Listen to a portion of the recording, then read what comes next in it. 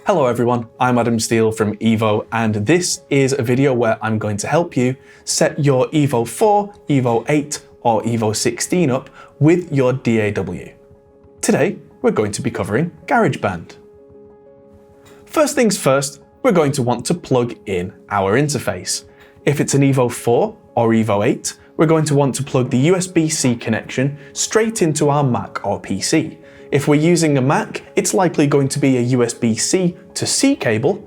If it's a PC, it's likely to be a USB-C to A cable. Both work exactly the same, provide exactly the same sound quality, it just depends which end works with your machine.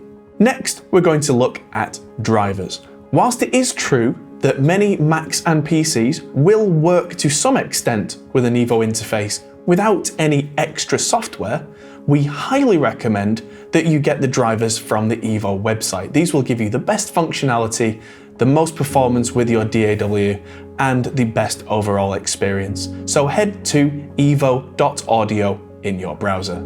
So here we are at the evo.audio website, and we're going to go to the top to Products and select the audio interface from here that is exactly the one that you own. In my case here, it's the EVO 4. Head down the page a little bit and we will see a Downloads tab. Give this a click.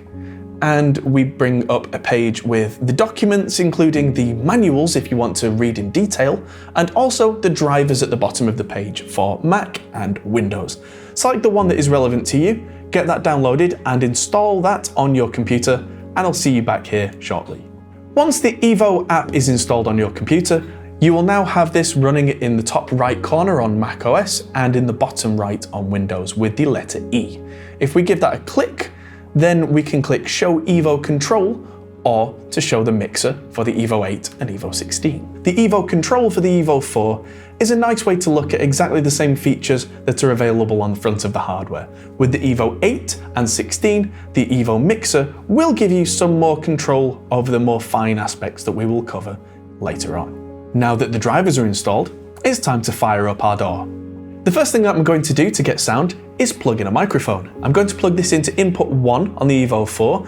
This process is the same on the EVO 8 and EVO 16. I've plugged in this vocal microphone and it needs two things. It needs power and it needs gain. So what we're going to do is press the number 1, which selects channel 1, and then first thing I need for this is phantom power. So I'm now going to hit the 48V button for phantom power. And that means this microphone, given a couple of seconds, is now powered. The next thing it needs is gain. And we have two choices there. Either we can do that by hitting number 1 and then manually selecting the amount of gain that we need from the large knob on the front of the EVO interface, or we can use the Smart Gain feature. Check out Smart Gain in the manual and on some of the other videos here. Now that we've got our microphone plugged in and we've got our drivers ready, we're going to open up GarageBand.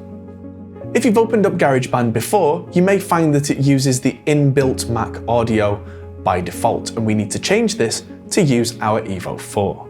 So we're going to go into GarageBand at the top and Preferences, and we're going to go to Audio MIDI.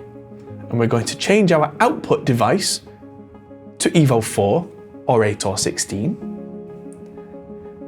And after a couple of seconds, the input device will change as well. They should now be matching. After closing the preferences, we're going to need to make a new track. This project has one in already, so I'm just going to delete that to show you what happens.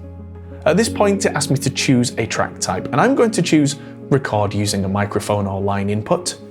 We could also choose the DI input for guitar or bass at this point, if that was what you were preferring to use.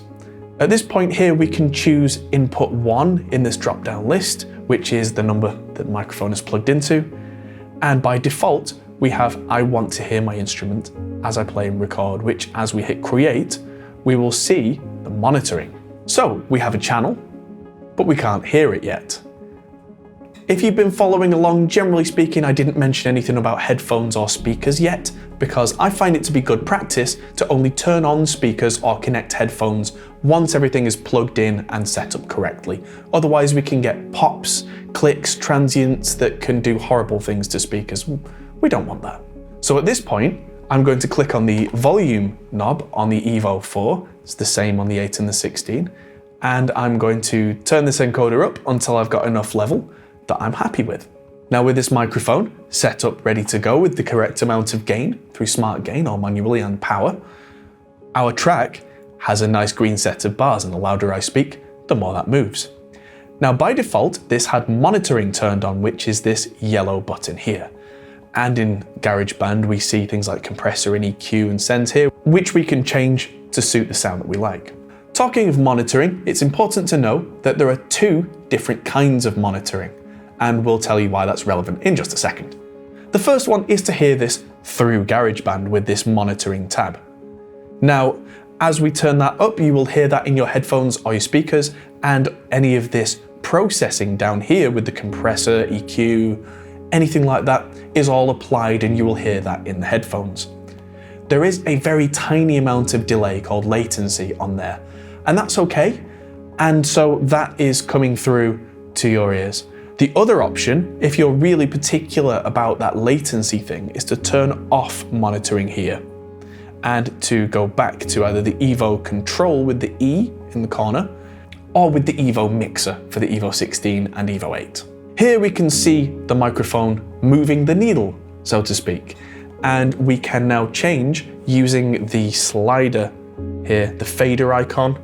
We can use exactly the same button on the EVO 4 just above the volume on the right hand side to change the amount of the DAW versus the amount of direct input that we hear. So if we move this all the way to the left, we will only hear inputs 1 and 2 in the headphones or on the monitors. And if we move it all the way to the right, we will only hear what's coming from GarageBand.